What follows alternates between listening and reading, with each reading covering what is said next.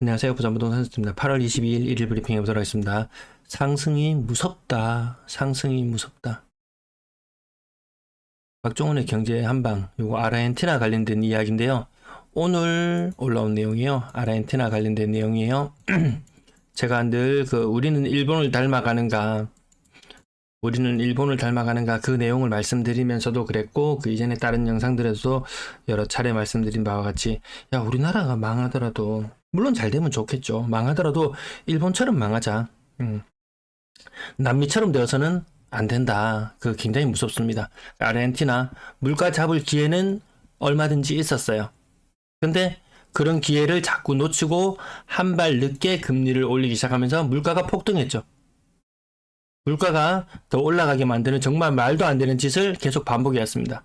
선제적으로 금리를 올리면 물가도 자꾸 해결될 수도 있다라는 걸 우리는 역사를 통해서 알고 있습니다. 왜? 미국에서 폴 볼커 나타났을 때 그 이야기 있었죠.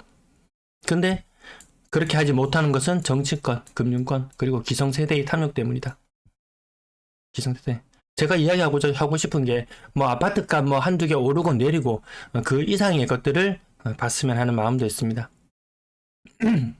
그러다 보니까 기성세대의 탐욕에 의해서 물가를 못 잡고 치솟고, 젊은 층들은 점점 더 힘들어지고, 그런 것들이 반복되고 있습니다. 요 영상 한 15분 정도 되려나?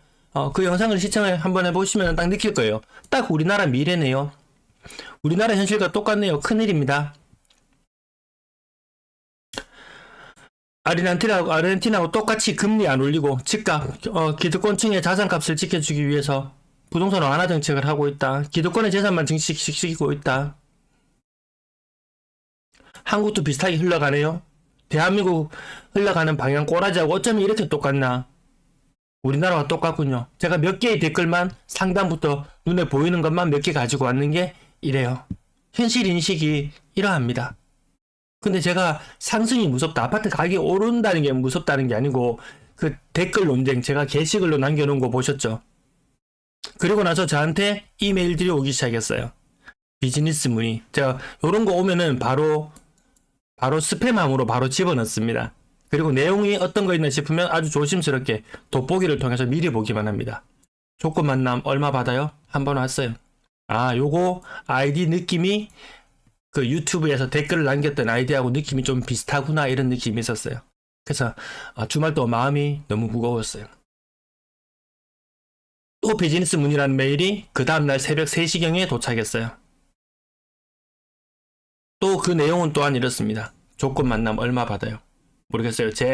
여기서 누군가에게는 답답한 마음을 같이 나누고 싶은 사람이 있을까 싶어서 제 비즈니스 메일, 저 비즈니스는 안 하잖아요, 이걸로.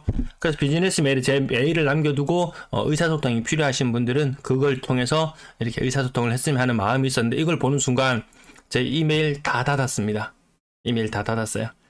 그리고 또한 또다시 악성 댓글들이 이어지면 이제 댓글 창도 닫고 더 매운맛, 더 독한 말의 멘트를 써야 될지도 모르겠어요. 그 사람이 니는 글하고도 멤버십에서 돈 받나, 이렇게 딱 해서 물음표를 딱 해놨어요. 여러분들이 이것이 비난으로 들리시나요?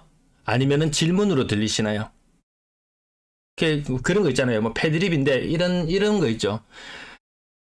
좀 사고 치는 그런 무례배나 이런 사람들을 보고, 아이고 너그 부모는 니를 낳고도 미역국을 묻나? 이렇게 물으면 이것이 질문인가요? 비난인가요? 누가 봐도 뻔히 알잖아요. 그래서 이거 저는 신변의 위협을 느낄 정도였어요. 그래서 제가 제목에 상승이들 무섭네라고 이야기했던 것은 이런 것들이죠. 기성세대의 탐욕, 이런 것들 무섭네요. 물론 이 기성세대의 탐욕 때문에 어쩔 수 없는 젊은 층이 영끌로 접어들어서 고점에 잡고 힘들 수는 있어요. 그러면 그렇게 힘들게 했던 것이 제가 저같이 이렇게 그냥 현 상황을 그냥 브리핑이잖아요. 말 그대로. 저는 그냥 부동산 커뮤니케이터잖아요. 더 많은 세상에 넘쳐나는 정보, 그 많은 정보들 가운데 추려서 더 필요한 정보를 더 짧은 시간에 여러분들에게 알려드리는 역할을 하는 게 저지.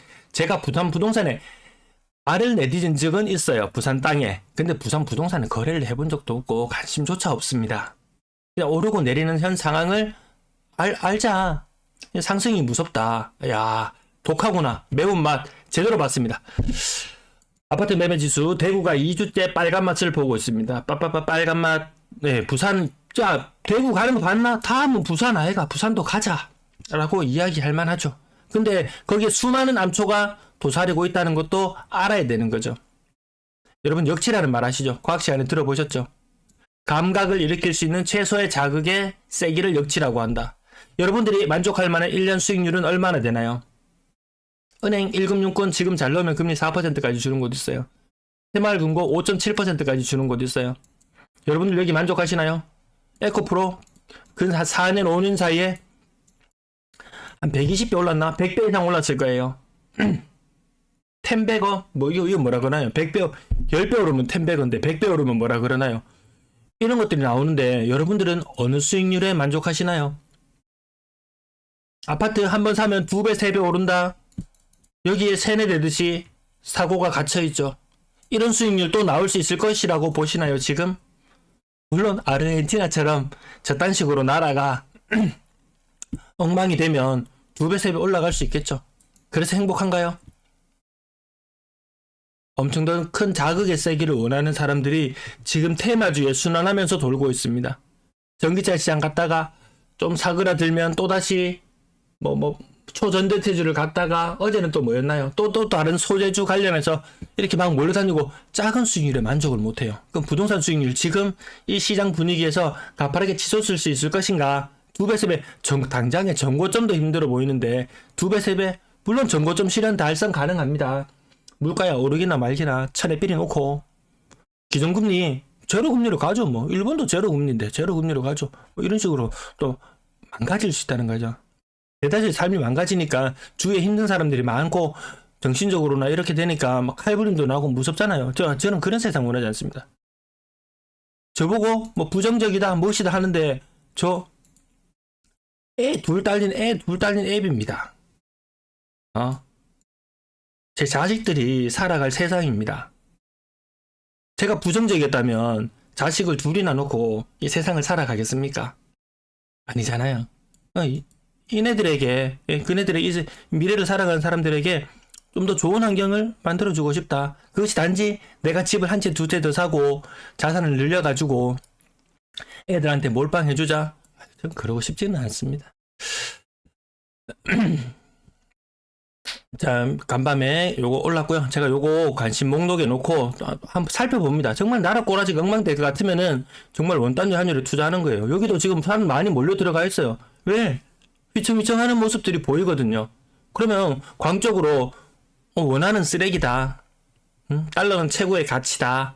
이러면서 여기도 몰려들죠. 저마다 다 몰려들고 있어요, 사람들이. 미국 국채 수익률 요 관심 있게 보는 부분이죠. 영국과 미국 더불어서 작년에 고점을 돌파했어요. 작년 한국의 고점은 4.6%였어요. 한국 이거 돌파할까요, 안 할까요? 뭔가 억누르는 듯한 느낌이 들지 않나요? 금리부터 시작해서 뭔가 계속 억눌리고 있더라는 거죠. 이것이 폭발할 때는 아르헨티나처럼 무서울 수도 있더라는 거죠. 그에 대한 대비는 꼭 부동산이 아니더라도 어느 정도 다른 부분도 좀 관심을 가져야 되지, 완전 무지한 상태로 있다가 그냥 쓰레기 조각 들고 있는, 쓰레기 원화 조각 들고 있는 그런 우를 범할 수도 있고. 그래서 어떤 것들도 자기 스스로 여러 가지 한번 살펴보시라. 나는 부동산이 맞다고 생각하시는 분, 저는 말릴 생각은 없어요.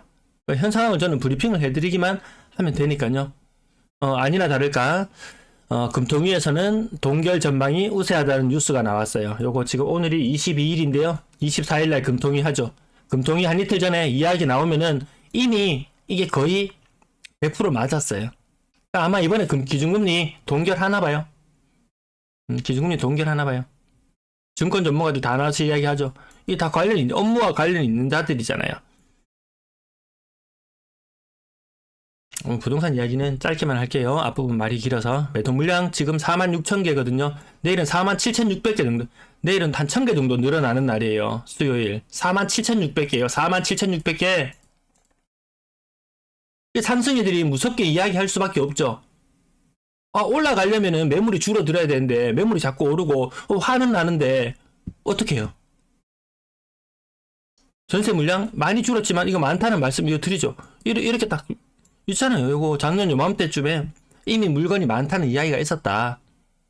그때보다 훨씬 더 많은 상태다. 아파트 너무 많이 지었어요. 부산도. 뭐 적정 인구 뭐 33,000. 이 부동산 이 다른 연구조사 리포트 이런 거 보시면요. 여기에 그냥 부동산 공급하는 입장에서 봤을 때는 이거 곱하기 뭐 0.05로 해서 1.65만 가구가 적정 세대라고 했지만 지난 10년을 돌이켜 보시면은 이보다 훨씬 더 많은 공급이 있었어요. 단 이거는 인구가 서서히 늘어나고 있을 때의 그때가 0.05%인가 이 이야기였어요. 0.5%인지 무엇인지. 지금은 인구도 1년에 1%씩 빠져나가고 있어요. 이것까지 감안해서 이렇게 세부적으로 계산하고 하면 사람들이 싫어하더라고요. 거래량, 요거 잘못했네요. 143건이었나요? 보이죠? 이 상승이들이 무섭게 이야기할 수밖에 없는 이유가 특례 안 되겠어. 그 다음에 50년 주담대, 이것도 DSR 때문에, 이것도 좀 곤란해. 뭔가 안 좋아지는 게 보이죠? 화가 나죠? 화가 납니다. 근데 제가 화를 돋구는 이야기를 한다고 느낄 수도 있겠어요. 이런 미래에 일어날 수 있는 일들. 나라가 일본처럼 갈지, 남미처럼 갈지, 그런 것들을 한번 생각해 보자고요. 자, 거래량 오늘 142건의 거래량이 있었고요. 제가 이틀치 거래량은 145건 정도로 예측하고 살펴보는데 거기는 살짝 못 미치는 거래량. 어쨌든 지금 거래량 거의 2200건에 육박해 갈 것 같습니다. 자, W 보합권의 거래 3익비치는 대형 평형은 20% 공식처럼 하락하고 있고요. 더샵 센텀파크 8억입니다. 8억. 거의 한 30% 가까이 하락했나요? 이거는 뭐 하락률이 눈에 안 가죠. 하락률이 안 갑니다. 8억이 눈에 갑니다. 8억. 대구에 이런 사례들 많이 있습니다. 대구에도. 뭐 주상복합들 보면 이런 사례들 제법 있더라고요. 항상 근데 이런 데 옆에는 보면 엄청난 큰 개발이 같이 있으면서 이 아이 가격도 같이 올랐다가 주변 가격 막상 뭐 다 분양해놓고 시간 지나고 보니까 얘가 프리미엄이 많았다고 생각했는데 프리미엄이 이제 녹아내리는 현상이 나타나죠. 나 그 옷돈 주고는 못 사겠다. 그러니까 그 옆에 기존에 있던 아파트들 가격이 같이 동반해서 하락하는 현상. 지금 일반적으로 좀 나타나고 있는 그런 현상. 부산에서도 목격하게 되네요. 신고가 좋아하시는 분들은 신고가만 보시라. 하지만 신고가 비율은 한 5%, 6% 밖에 되지 않아요. 신고가 비율은. 어림도 없어요. 부동산 시장 상승하려면 신고가 비율 30% 이상 나와줘야 됩니다. 그 말인즉슨 정고점을 뚫고 모두 다 우주로 나가야 됩니다. 아파트 가격이. 이런 시절이 올지도 모르겠어요. 아르헨티나처럼 되면은 이런 세상은 빨리 옵니다. 그래서 더 가진 자들, 두채, 세채 투자한 사람들 금리 올리지 마라. 물가 상승 폭발적으로 해도 나는 모르겠다. 내 집값만 오르면 된다. 근데 그렇게 생각하는 사람의 상당수가 소득이 많지 않은 층들이 많아요.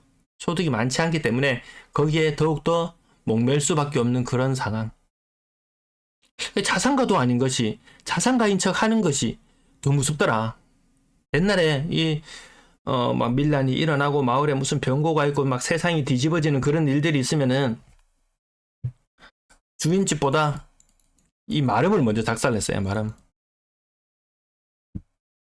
막, 있잖아요. 옛날 그 한국 영화들 이런 거 보면 좀 무서운 거, 고전 같은 거 보면 좀 무서운 거 있잖아요. 낫 들고, 횃불 들고, 밤에 담장을 넘어서, 이 악독한 마름, 이 주인보다 마름이 더 밉더라. 가격은 살짝만, 요게, 그냥 보실게요.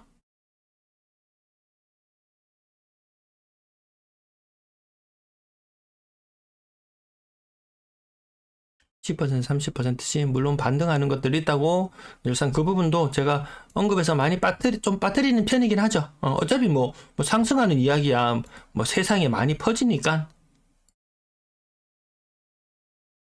네, 30% 이상 빠지는 거 많이 보여. 1억 빠지고 이런 것들이 이제 별로 눈에 들어오지도 않죠.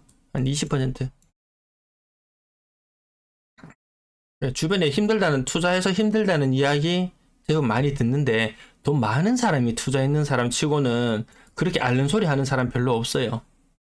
근데 없는 사람이 갭 투자로 두채, 세채, 네채 더 빠르게 나도 빨리 자산을 더 많이 형성하고 싶은 마음에 지름길로 가려다가 아이고 그것이 지름길이 아니었더라. 뒤늦게 좀 느끼는 경우도 있지만 마음고생하는 거 정말 이 전세 한 바퀴 돌고 이 부동산 투자하는 것도 쉬워 보이지만 전세 한 바퀴 돌고 그 다음 세입자 제때 안 구해주고 전세 가격 내렸다 그러고 임차인은 돈 내놓으라 그러고 환장하거든요. 이게 생각보다 착착착 맞아떨어지는 경우가 그렇게 많지 않더라는 거예요. 그런 것들 견뎌낼 수 있는 사람, 매집 좋은 사람도 있긴 하지만, 대다수의 사람들은 그런 부분도 좀 쉽지 않더라.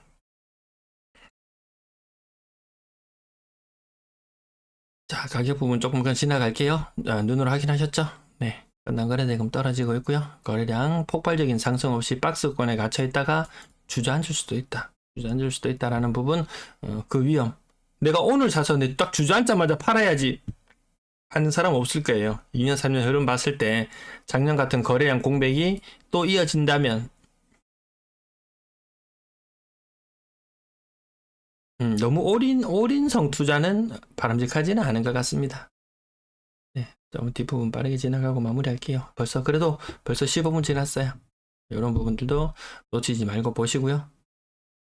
3억 미만 사는 사람이 85%, 4억 이상 사는 사람 그렇게 많지 않죠. 4%, 5%밖에 안 됩니다. 상위 몇 퍼센트, 뭐 소득 이 정도 되면 소득 좀 많아야 됩니다. 네, 시청 감사합니다.